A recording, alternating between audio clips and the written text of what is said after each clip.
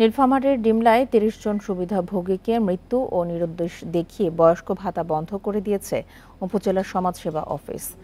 যাচাই বাছাই না করে ভাতা বন্ধ করায় কষ্টে দিন কাটছে এসব মানুষের।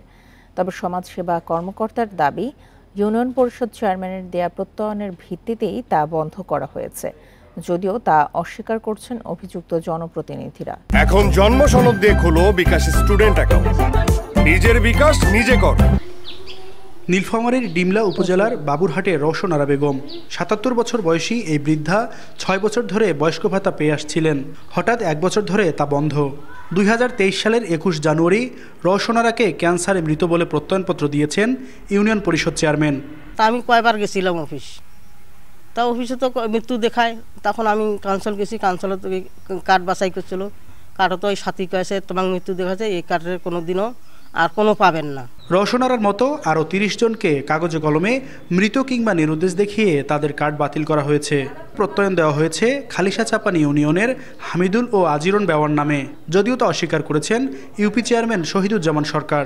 তারা আমাদেরকেও অভিযোগ দিছে, আমাকেও অভিযোগ দিছে, তাদেরকে কোনো সময়ও মৃত্যু সনদ দেওয়া হয় নাই। এই বিষয়গুলো তাদের ভাতা কেন বন্ধ হইল সমাজসেবা অধিদপ্তরকে জানানো হয়েছে। তবে ডিমলা ইউনিয়ন পরিষদ চেয়ারম্যানের অভিযোগ সমাজসেবা কর্মকর্তার বিরুদ্ধে।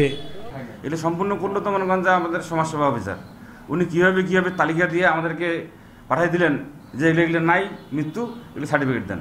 উপজেলা সমাজসেবা কর্মকর্তার দাবি, চেয়ারম্যানদের প্রত্যয়নের ভিত্তিতে কাজ করেছেন তিনি। যারা মারা গিয়েছে চেয়ারম্যানরা তাদের মৃত্যু সনদ আমাদেরকে দিয়েছেন, যারা নিরুদ্দেশ তাদেরকে আমাদেরকে প্রতিবেদন দিয়েছেন যে এনারা নিরুদ্দেশ, তারপরে আমরা তাদের ভাতা বন্ধ রেখেছি।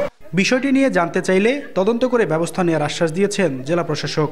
কী কারণে বাদ করেছে সেটি তদন্ত করে দেখব অবশ্যই, এবং যদি মূলত প্রাপ্যকেও বাদ পড়ে থাকে দ্রুত যাতে তারা এই ভাতার আওতায় আবার চলে আসে, আমরা সে বিষয়ে ব্যবস্থা করব। ডিমলা উপজেলায় সামাজিক নিরাপত্তা কর্মসূচির সুবিধাভোগীর সংখ্যা ২৬,২৩০ জন। এদের মধ্যে ১২,১৮৫ জন বয়স্ক ভাতার জন্য তালিকাভুক্ত। Mahmud Al Hasan, independent news, Nilphamari.